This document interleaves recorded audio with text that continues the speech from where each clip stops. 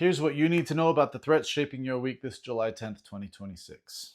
I'm Aaron Asay, the Executive Director of our Disaster Response Initiative here at Jase. The biggest story is the ceasefire between the United States and Iran. It's over.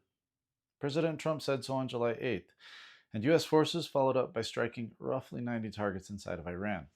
Well, expectedly, Iran hit back the next day, firing ballistic missiles at a base in Jordan that hosts American troops. Now, this is real escalation. It's not posturing. It's already moving markets.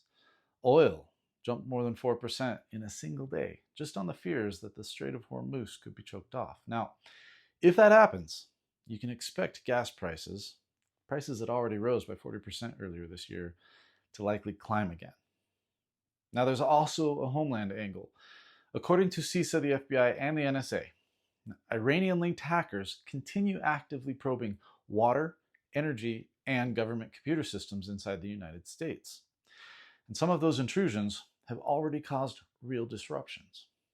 And that threat is rising right along with the fighting overseas that our energy grid will fail at some point.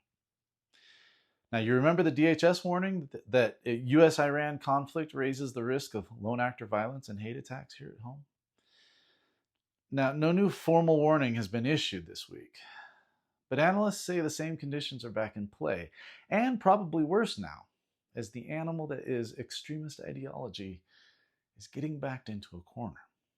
On the home front, more than 160 million Americans are under heat alerts right now, and with heat indexes hitting 115 degrees in some areas, it makes for a bad situation. Combine that with severe drought at the West, and you have a strained power grid and a serious wildfire risk.